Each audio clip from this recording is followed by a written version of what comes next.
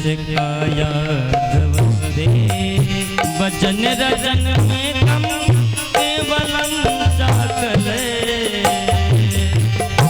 रचन में केवलम चाकले जगत माया सिखाया धवस्ते जगत माया सिखाया धवस्ते वचन रचन में कम केवलम चाकले मत पदया तो यत कृपा तो होयम मत पदया तो होयम सकल कुशल पात्रम ब्रह्मपुत्रम नतो हम सकल कुशल पात्रम ब्रह्मपुत्रम कम केवलम चाकले केवलम चाकले केवलम चाकले जय जय गति माया ये सिखाया धवस्ते भक्ति मैया वंदना गाने लगी। देव ऋषि नारद मुझे आपके वाणी पर पूर्ण विश्वास है। आपकी ही बातों पर मात्र 5 वर्ष के बालक ध्रुव जी पर आपकी कृपा हुई तो 5 ही वर्ष में उन्हें भगवान मिल गए। आप पर भाई तो असुर के घर में भी आपने उस बालक को भक्त बना करके श्री हरि का दर्शन करा दिया। मुझे भी आप पर पूर्ण विश्वास है कि आप मेरे कष्टों की निवृत्ति अवश्य करेंगे। देव ऋषि नारद ने देर न करते हुए समस्त वेद वेदांतों का पाठ सुनाना प्रारंभ कर दिया। ज्ञान वैराग्य के किरणों में धारा प्रवाह वेद मंत्रों का उच्चारण करने लगे पर ज्ञान वैराग्य की मूर्छा नहीं जगी। थोड़ी सी आंखें खोले उसके बाद फिर मूंद लिया। अब नारद जी और घबराए कि भाई जितनी भी जड़ी बूटी हमारे पास थी हमने दे दिया और इसमें इनका कल्याण नहीं हुआ, इसके लिए क्या करें। अब घबरा गए तो आकाशवाणी हुई देव ऋषि नारद यदि तुम इनके कष्टों की निवृत्ति चाहते हो तो सत्कर्म करो। अब देव ऋषि नारद को पता नहीं सत्कर्म होता क्या है। देवी जी ये नहीं बताया सत्कर्म होता क्या, सत्कर्म कैसे करें। अरे भाई अभी तक वेद वेदांतों का पाठ कर रहे तो सत्कर्म ही तो था, अब सत्कर्म कैसा होता है। भक्ति में ऐसे का मैया हम पता करके वापस आते हैं। अब नारद जी जहां जाएं पूछें भैया सत्कर्म क्या होता है तो बड़े बड़े महात्मा ऋषि सब जवाब देने से हिचकिचाएं कि इनसे क्या बताएं। अच्छा ये बताओ अगर कोई MBBS डॉक्टर बैठा हो या MBBS डॉक्टर हो और वो झोला छाप के पास पहुंच जाए और झोला छाप डॉक्टर से बोले भाई साहब डॉक्टर साहब हमारे पेट में दर्द हो रहा है जरा हमको दवा दे दीजिए। यदि झोला छाप को पता चल गया कि MBBS डॉक्टर है तो क्या वो दवा देगा। कहेगा भाई साहब काय को मजाक करने आए हो, चलो ये रोजी रोटी चलने दो। तो नारद जी को जब आते हुए देखे संत महात्मा तो अपने चेला से पहले ही बता दे कि नारद जी आ रहे हैं, अभी पूछेंगे उनसे बता देना गुरु जी का मौन व्रत चल रहा है। तो बोलते नहीं है भाई जवाब ना देना पड़े, अगर गलत जवाब दिया तो चेलाओं के बीच में हंसी उड़ेगी। इससे बढ़िया है कि मौन बाबा मौन हो गए। नारद जी बहुत परेशान थे, उनको व्यवस्था नहीं मिली। आज ये वार्ता जो सनत कुमारों से हो रही है भैया इसी की चिंता लेकर के भ्रमण करते हुए हम जा रहे थे और कृपा भाई कि आप जैसे 4 भाई मिल गए। हमने तो सोचा था कहीं नहीं मिला तो बद्री विशाल नर नारायण से ही पूछ लेते हैं कि सत्कर्म है क्या, पर उनकी कृपा से आप बड़े भाइयों का दर्शन करके बताओ इस सत्कर्म क्या है। सनत कुमारों ने कहा भैया ये सत्कर्म और कोई नहीं है, ये श्रीमद् भागवत महापुराण की पावन कथा है। बोले श्रीमद् भागवत महापुराण की यही श्रीमद् भागवत की जो कथा है यही पावन पुराण है, यही सत्कर्म है। देव ऋषि नारद ने कहा भैया बताते बताते बताए वो बता नहीं पाए। आपको नहीं पता कि ये श्रीमद् भागवत की कथा सबसे पहले हमारे पितामह ब्रह्मा ने हमको सुनाई थी 4 श्लोकों में। अहमेवास्मेवाग्रे नान्यद्य तत्परम। तो उनको हम पा करके सबसे पहले पितामह ने हमको सुनाई, हमने ही वेद व्यास जी को सुनाया। हमारे ही प्रेरणा से वेद व्यास जी ने 18,000 श्लोक 335 अध्याय और 12 स्कंध तैयार कर दिए। नाम पड़ गया श्रीमद् भागवत महापुराण। तो भैया हमने समस्त पुराणों को सुना दिया, कुछ कल्याण नहीं हुआ। सनत कुमारों ने कहा देव ऋषि एक बात बताओ, छोटा सा दृष्टांत दिया। देखिए ये जो जल वर्षा होती है इस समुद्र से जब मेघ पानी लेकर के आते हैं, समुद्र का पानी कैसे होता है? खारा होता है।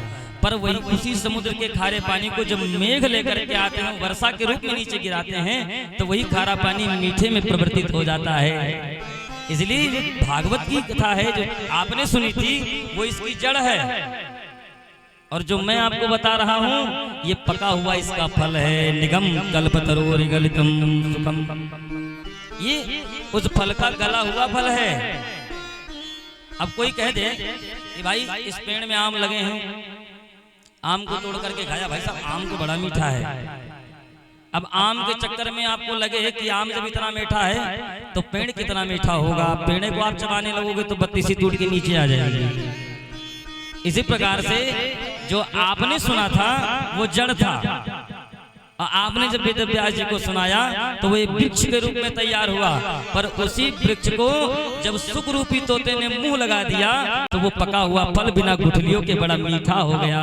इसीलिए इस समस्त वेद पुराणों का सार है, सार। इससे मैं गारंटी करता हूँ कि उनकी जो वृद्ध अवस्था है अस्वस्थ हो जाएंगे। अच्छा तो भैया कैसे करें? बात तो समझ में आ गई। अच्छा कुछ लोगों के बात इतनी जल्दी समझ में भी नहीं आती। कुछ लोग भगवान पे भी टीका टिप्पणी कर देते हैं, भगवान नहीं होते। यदि होते हैं तो लाओ दिखाओ। ऐसे मूर्ख जन कई होते हैं जो टीका टिप्पणी करते हैं। तो सुनो, परमात्मा है और रहेंगे हमेशा। कोई ना कोई तो शक्ति है जो इस संसार को चला रही है, इसको तो मानोगे? वो ब्रह्म है, वो परमात्मा है। अब आपके मानने ना मानने से थोड़ी ना सिद्ध होगा कि भगवान है, ये नहीं है। देखो एक प्रधानमंत्री को आप चुन करके बिठाते हो, जैसे मान लीजिए आपके ही एक वोट से एक प्रधानमंत्री बनता है, आपने उसको प्रधानमंत्री बना दिया। अब यदि आप ही चाहो, आप बोलने लगो कि भाई प्रधानमंत्री नहीं होते, हम नहीं मानते, यदि होते तो ले आओ दिखाओ, तो क्या प्रधानमंत्री को आपने ही चुन करके बिठाया, क्या उस प्रधानमंत्री को ला करके आप बैठा सकते हो? आपका ही चुना हुआ वो है, पर उससे आप मिल भी नहीं सकते हो। अरे कई प्रक्रियाएं होती हैं, पहले आपको परमिशन मिलेगा, फिर समय भी सेट होगा कितनी देर तक आप मिल सकते हो। तो आपके द्वारा चुना हुआ आपका ही प्रत्याशी जिससे आप मिल नहीं सकते हो, तो जिस परमात्मा ने इस पूरे संसार को बनाया है, इस संसार को रचाया है, क्या उस परमात्मा से इसे मिल पाना आसान है? उस भगवान से इसे नहीं मिल सकते।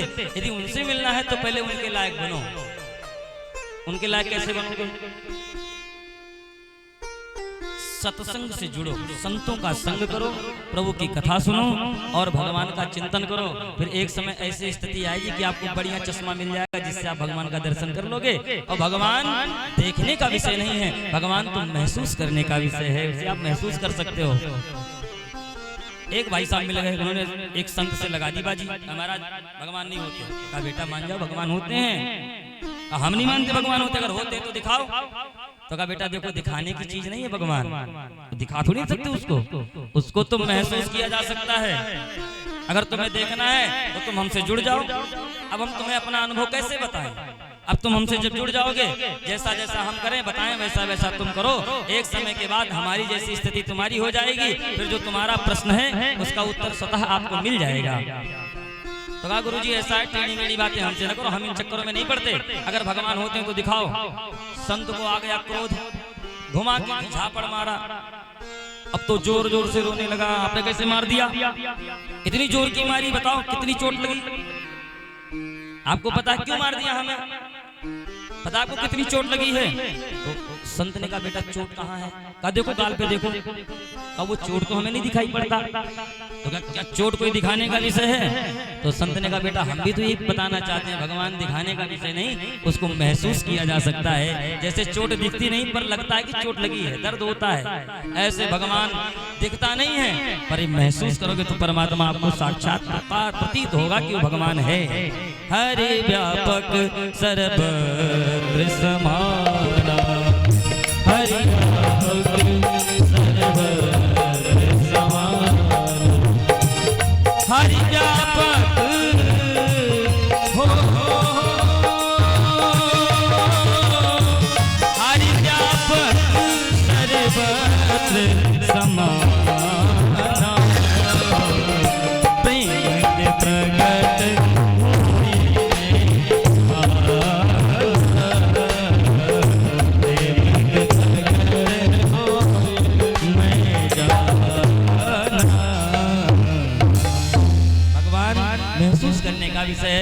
इसलिए देवऋषि ज्यादा सोचने का चिंता न करो, मैं गारंटी के साथ कहता हूँ इसी से उनका कल्याण हो जाएगा। जब ऐसा दृष्टांत दे करके समझाया तो देवऋषि नारद ने कहा भैया कुछ भी हो जाए, कोई कितना भी बड़ा ज्ञानी हो जाए, कोई कितना भी बड़ा ज्ञानवान बन जाए, पर जब वो संतों के बीच में पहुंचेगा तो उसे कुछ ना कुछ जरूर मिलेगा। आज मान गए बिन सत्संग विवेक न होई, बिना विवेक के आप कुछ भी नहीं कर सकते। बुद्धि बहुत ज्यादा है, इधर उधर लगा दी, विवेक नहीं है और किसी तगड़े से बाज गए तो क्या होगा, उठा के पट गई तो देगा। अब विवेक है तो सोचने पे आपको बताएगा वो कि भैया इससे मत लड़ना, नहीं तो घुमा घुमा के पटकेगा, यही गोविंद नमो नमः कर देगा। तो विवेक का होना भी बड़ा आवश्यक है और विवेक सत्संग में मिलेगा। देवऋषि ने कहा भैया तो देर न करते हुए इसका आयोजन करो और उनकी पीड़ा को दूर करो। तो सनत कुमारों ने कहा भैया हम भी चाहते हैं कि तुरंत ये व्यवस्था हो, हम भी सत्संग के लिए घूम रहे थे, हमारा तो यही काम है सुनना और सुनाना। तो आप जैसे श्रोता जब मिलेंगे तो हम सुनाएंगे बड़े भाव से। तो कथा कहाँ होनी चाहिए, तो कहा बद्री विशाल के नीचे हरिद्वार में, वहां से उतर के नीचे आए, हरिद्वार में गंगा जी के पावन तट पर दिव्य आसन लगाए गए और सनत कुमारों को उस पर विराजमान किया गया। मुख्य यजमान बन करके बैठ के हमारे श्री देवर्षि नारद जी। अब कथा प्रारंभ हो गई। जैसे ही सनत कुमारों ने भागवत जी के महात्म की कथा को गाया। अच्छा, महात्मा का क्या मतलब होता है? महत्व, महिमा। जैसे हमारा इस जीव का एक स्वभाव है कि बिना फायदे के कोई काम करना नहीं चाहता। जब तक फायदा नहीं होगा तब तक कुछ नहीं करने वाले, अगर फायदा है तो बहुत कुछ करेंगे। तो इसकी जो विशेषता है महिमा, भागवत कथा है क्या, उस महत्व को जब सनत कुमारों ने कहना प्रारंभ किया,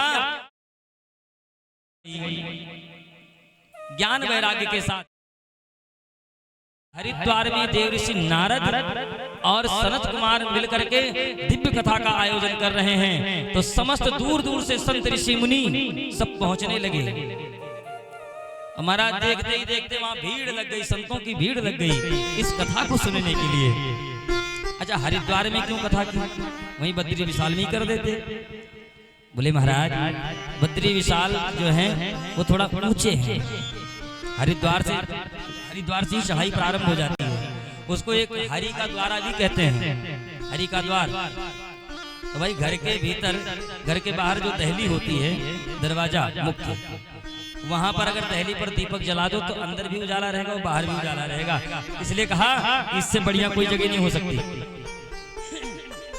यहाँ भाई ऊपर के लोग भी यहाँ जाएंगे और नीचे के लोग जो ऊपर नहीं जा सकते वो यहीं आ जाएंगे। इसलिए बीच के स्थान का चयन किया और आसन लगा करके सब बैठ गए। मुख्य यजमान बन करके देवऋषि नारद बैठ गए, समस्त ऋषि मुनि वहां पहुंच गए। कथा प्रारंभ हो गई।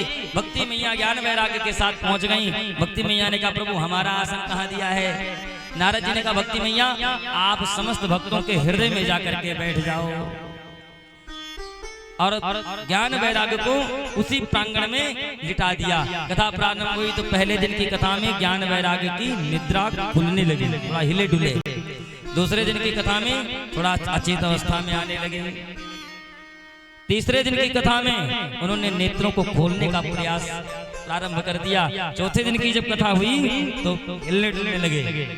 पांचवें दिन की कथा में वो उठ करके बैठ गए। छठे दिन की जब कथा हुई तो खड़े हो गए। और जब 7 दिन की कथा संपूर्ण हुई तो आज भक्ति ज्ञान वैराग और समस्त श्रोता समूह मिल करके ताता थैया करके भक्ति ज्ञान वैराग आज उसी दिव्य प्रांगण में नृत्य करने लगे। भक्ति सुतो तो तरुणे गृहीत्वा प्रेमैक रूपा सह सह विराजति। भक्ति सुतो उड़ा दो उड़ा दो और भक्ति मैया के साथ मिलकर के आप भी नृत्य करो। भक्ति सुतो तो तरुणे गृहीत्वा प्रेमैक रूपा सह सह विराजति।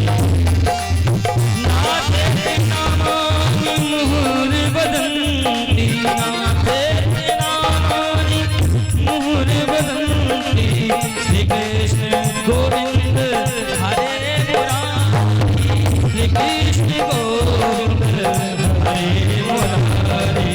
बख्शे सुनो